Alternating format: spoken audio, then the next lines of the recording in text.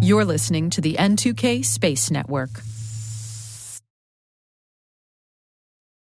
Today is Martin Luther King Jr. Day in the United States, and we here at N2K are taking a break from our daily headlines to spend some time to celebrate the incredible life and legacy of Dr. Martin Luther King Jr. Please enjoy a T-Minus Overview radio program in lieu of our daily intelligence briefing.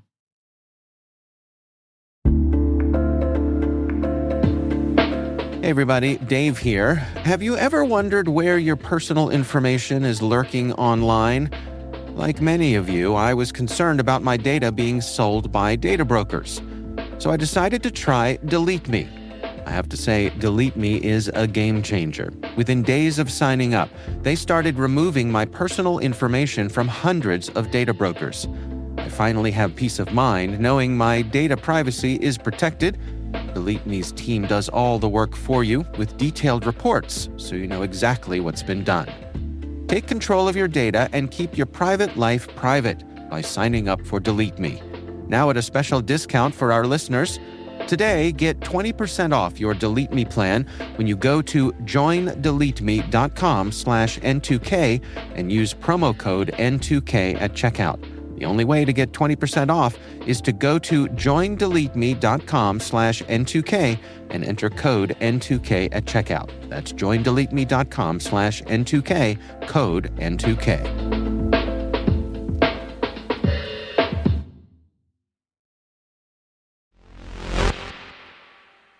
I'm Alice Carruth, producer of the T-Minus Space Daily podcast, and you're listening to T-Minus Overview. T-minus 20 seconds to LOS speed risk. In this program, we'll feature some of the conversations from our daily podcast with many of the people who are forging the path in the new space era, from industry leaders, technology experts and pioneers, to educators, policymakers, research organizations, and more.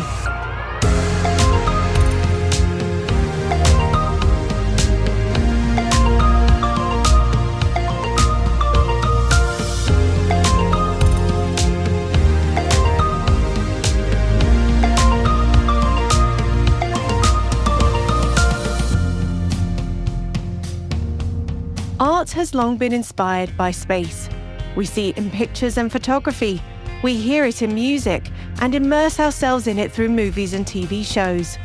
What is it about space that inspires artists? In this episode, we'll be speaking to artists that have been using space in their work to inspire others to feel more connected to the universe. Our first guest founded the global art installations called Portals. These structures are placed around the world to connect people and cultures. Now Portals want to connect people with Earth and space. I spoke to Lithuanian artist Benediktas Gilis about his art installations and how he plans to use space to connect people to our home planet.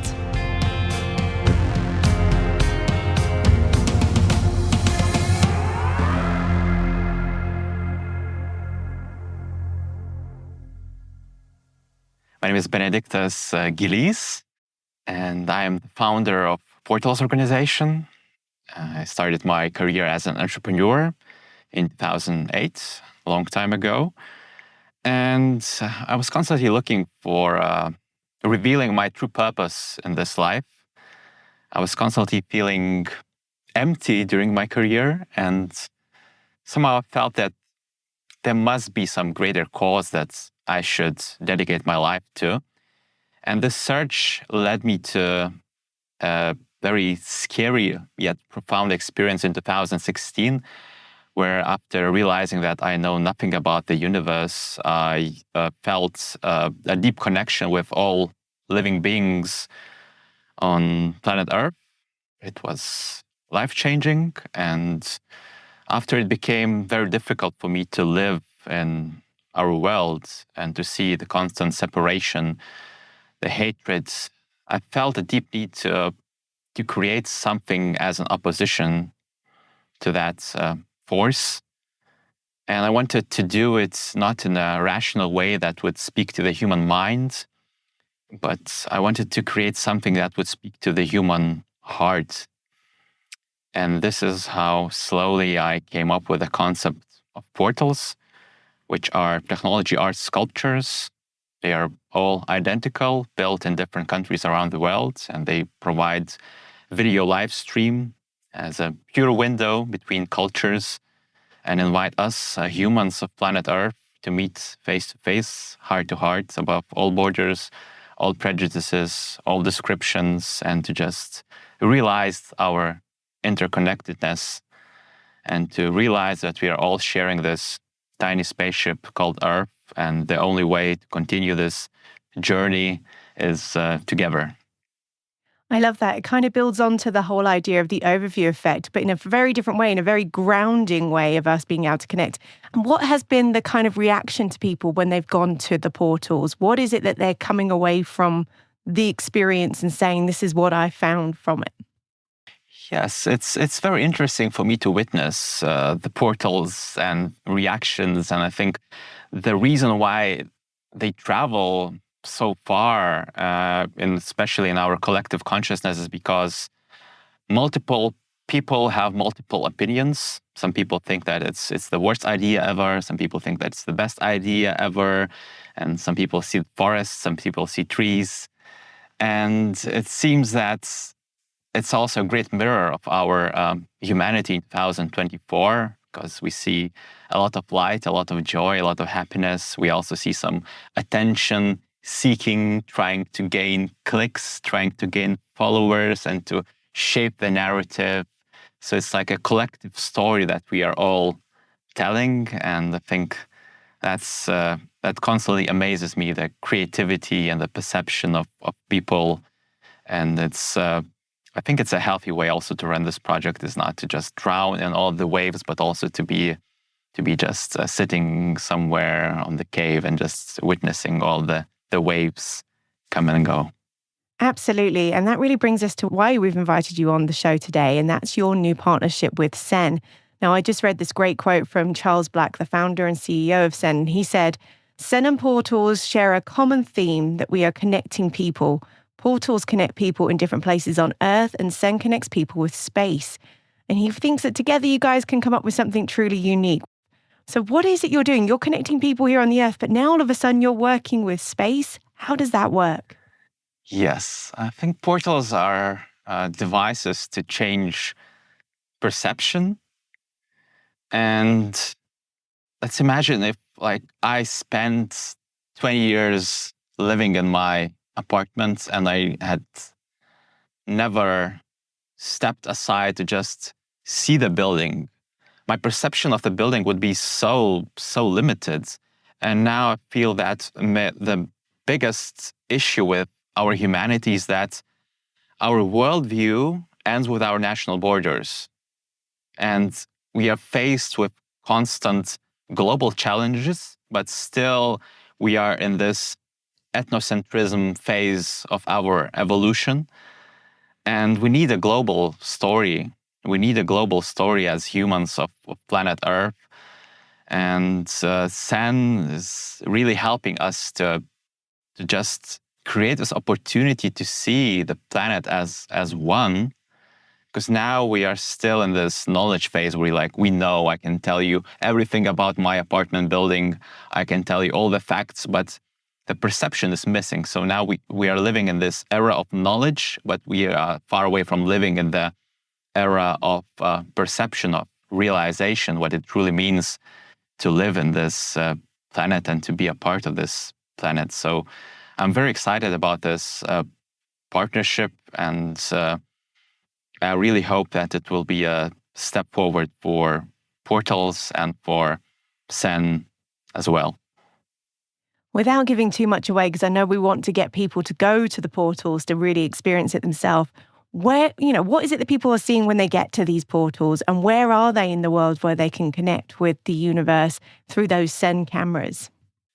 Yes, so the first portal is in Vilnius, Lithuania. The second portal is in Lublin, Poland. The third portal is being transferred now to a more permanent location from the city of New York. So it will be announced in a couple of weeks from now. And portal number 4 is in Dublin and Ireland. Portal number 5 is being built for Brazil. And portal number 6 is also being built for the location that also be revealed hopefully this month.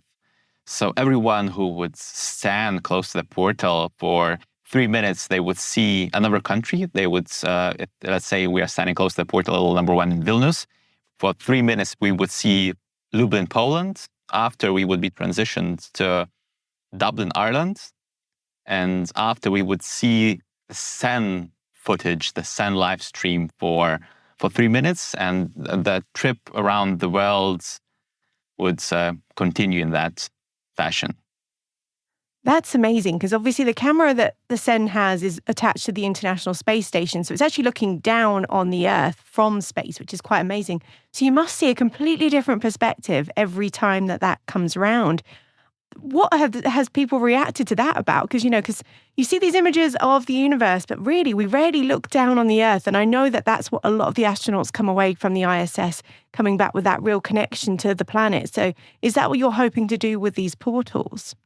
Yes, we hope to bring the overview facts back home, from space to home. And we hope to make this experience available for all humans who are dreaming of going to space, or all the humans that are asking questions, that want to have a different experience of our home. And that is what we are hoping to experience with portals.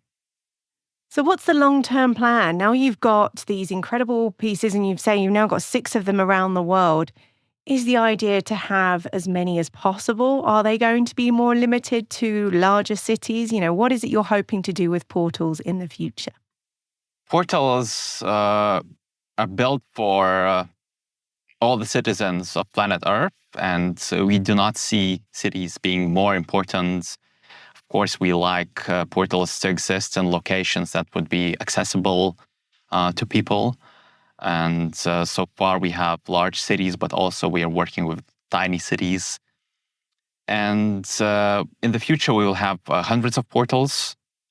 But the ultimate experience of portals is, of course, standing close to one of them. But mostly 99% of people see them online. They see them as this interesting sculpture, and we managed to reach more than 1 billion people already. And portals represent a message, they represent a question of what does it really mean? And they plant seeds that might change our thinking, that might change our perception. And writing that story, having this collective story, is our goal. And building portals is a tool to achieve this goal, by having this adventure of building portals, which is a very difficult endeavor, multiple steps forward and sometimes even more steps back. So that's the goal, is to write a story together with our community of building this first of its kind network of sculptures, also known as Bridge to a United Planet, together.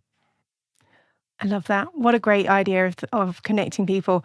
So as we are connecting people, and you're obviously using the cameras that are looking back down to Earth, is there any idea of how you would try and perhaps connect people to those that are off the Earth? Because we constantly have people on the International Space Station. It'd be kind of wonderful to see what's going on in there and have that insight through something like the portals. Yeah, that's a great question. And that's like a very popular topic among our team members. And I think that it would be important for people to fully feel connected to Earth, that they would also see people who are there at the moment, and to just wave and connect. So I think it's a development for the future years, but I'm sure it will happen. The question is when.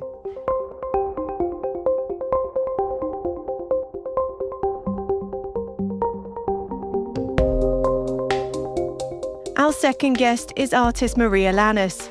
Maria works with NASA astronaut Nicole Stott on the Space for Art Foundation that engages with students from around the globe to send postcards to space and design colourful spacesuits. Maria started by telling us how she founded Project Postcard. I had been working on a series of paintings called Infusions.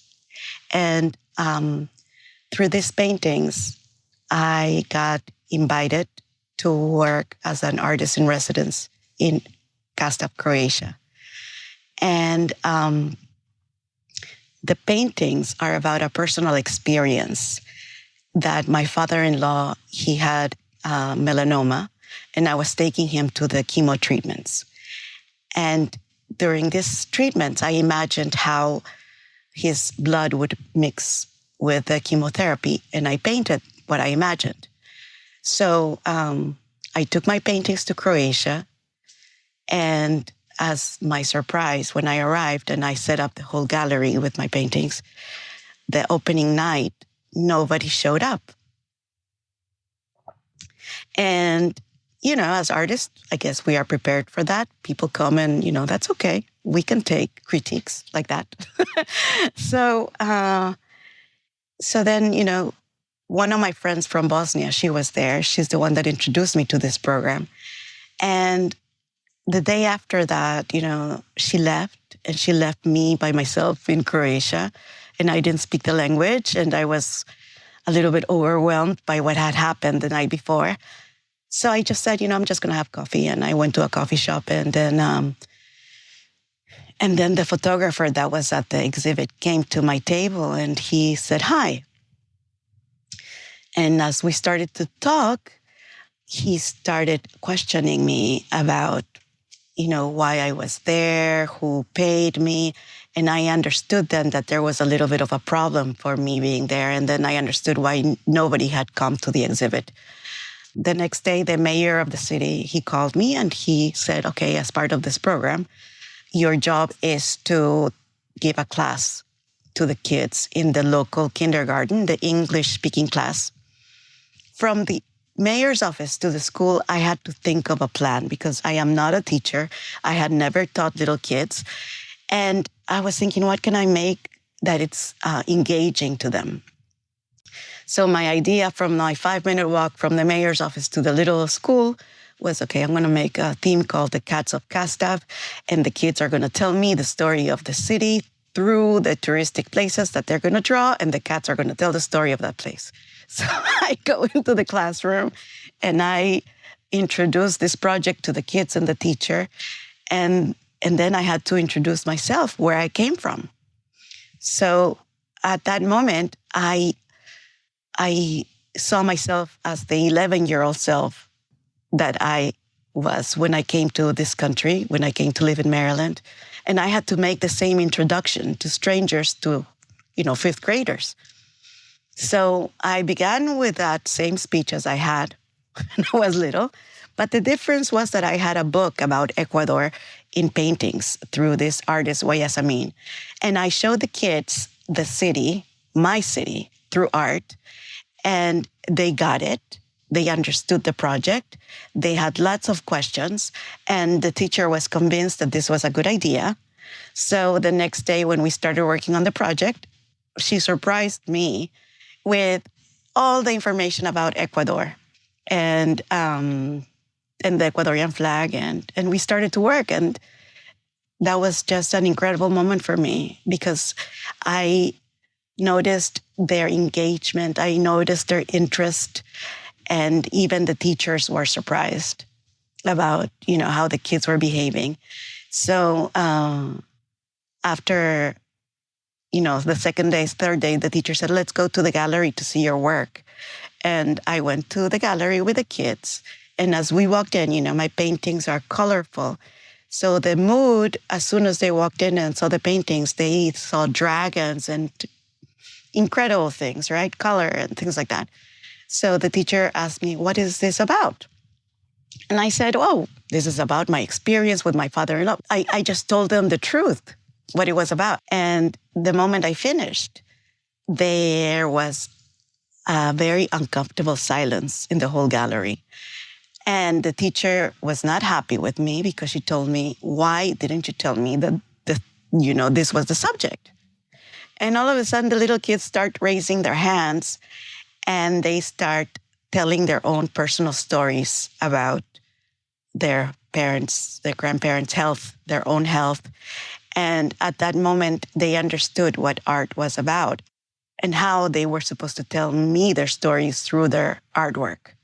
So when we came back to the classroom, they had a very clear idea of what they were going to tell me and what they were supposed to do. So when we finished the project, I said, I need to exhibit this artwork, the kids' artwork, in the gallery with me. So we got it cleared through the mayor's office. They accepted. I hung the work. And the closing night, to everybody's surprise, the gallery was packed. Everybody showed up, the newspapers, the photographers. And then I thought how important it was for them to learn about other cultures and for other cultures to learn about this beautiful city called Castab. And I came back to Washington, and I got with a local school in Ashburn, Virginia, and we started the first exchange. So the kids did the first exchange. We did a Skype call. This is 10 years ago, right before, nobody was using this in the classroom. And then when the kids saw me via Skype, they were so happy. They couldn't believe they were, looking at me. And there was a little girl in this classroom in Castab who was adopted from, an African country. So she was the only Black girl. And when she sees in the classroom in Virginia, there was another little girl that looked just like her. So at that moment, she reacted and she started touching the screen and she said, "You look like me." And she started doing, cartwheels. She couldn't believe that there was somebody looking like her on the other side of the world. So at that moment, it was clear to me that I had to continue with this kind of exchanges because there was a difference.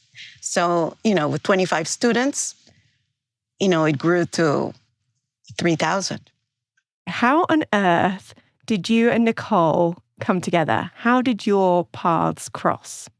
Our paths crossed in the strangest and nicest way. Through art. It happened through art. Because before Nicole, I had my own initiative called Project Postcard. And I was working with different schools from around the world. And we had an exhibit in Dallas Airport called One World. And it was, 5 schools from Ecuador, Virginia, Uganda, Iran. And it was a display, a 30-foot long display with little windows, and each window had a postcard. So Nicole that day was coming back from Houston from working on her own project, and she saw it, and she tagged me. And that moment when I saw this, tag on my Instagram account, I was like, what is this Astro Nicole thing, And as soon as I click on the picture, I see the astronaut, and I'm like, oh my God, an astronaut likes my work. And my first thought was first of shock, that somebody so big and important to me would be liking my work. And then the second idea was, this is an opportunity for all the kids that I work with to learn about space. And, since I already at the airport, the next thing, is to do space. So I said, in a message, I thanked Nicole for tagging me. And I asked her, is it possible that, my kids that I work with, exchanging artwork, can they send postcards to space to the astronauts? And she replied, yes. And from that moment, we started working. And now you're taking these postcards to space. How on earth does that work? Tell me about the Postcards to Space program. First, we started our own Postcards to Space in 2018. And then Blue Origin, they started their own project. And we engaged with them, and they invited us to participate with Club for the Future. And we have been working with them, sending postcards to space. They give us the template, And it's an amazing program because now we can broaden it up. We give the postcards to the kids. They make their drawings. And, we send them to Club for the Future.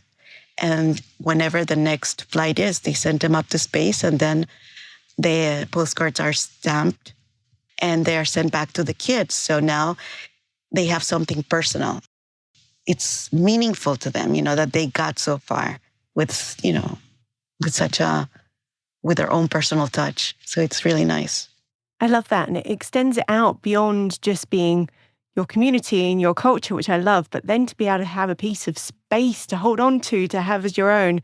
What an exceptional thing for these students around the world. It is, before, I used to think it looks beyond their horizon, but now we have gone completely beyond their horizons, and their outlook on the future is so different, and it's an added value to their education and, experiences.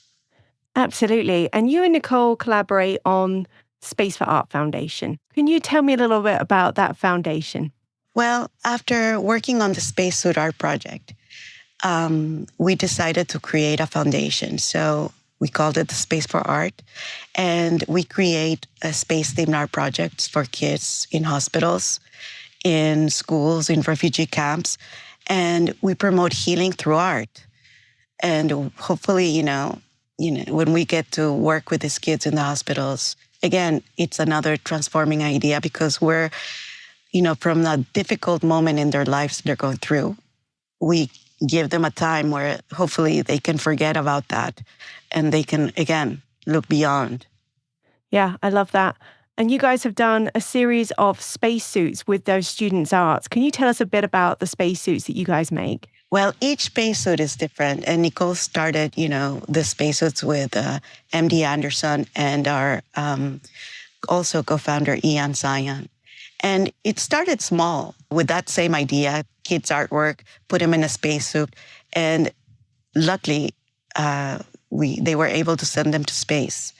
So it's the same simple idea, and to gather the artwork from different hospitals and just, have ILC Dover create the spacesuits, which even gives it greater meaning because what they do is incredible.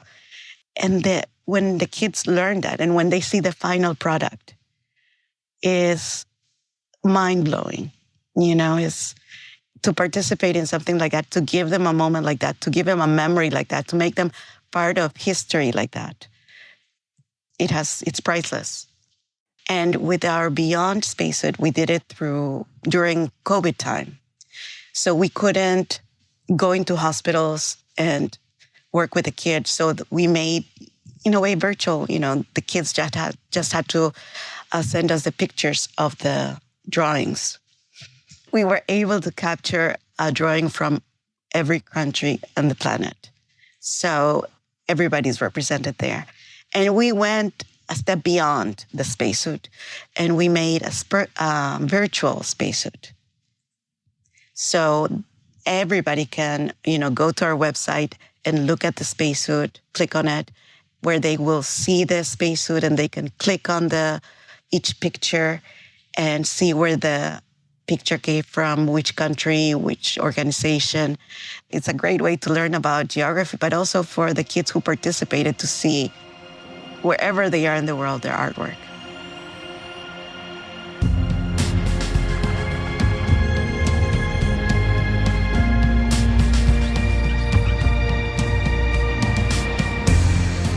Thank you to our guests, artists Benedicta Spiles and Maria Lannis.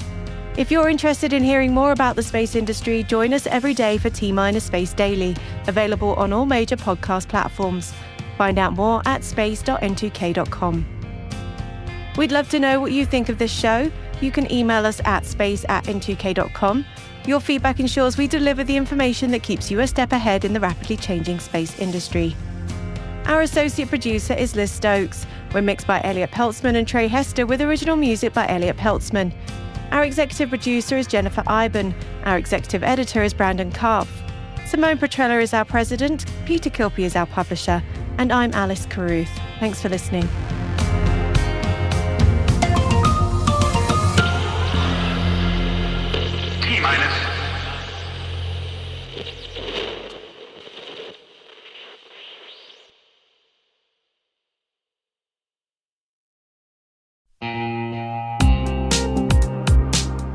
Cyber threats are evolving every second, and staying ahead is more than just a challenge, it's a necessity.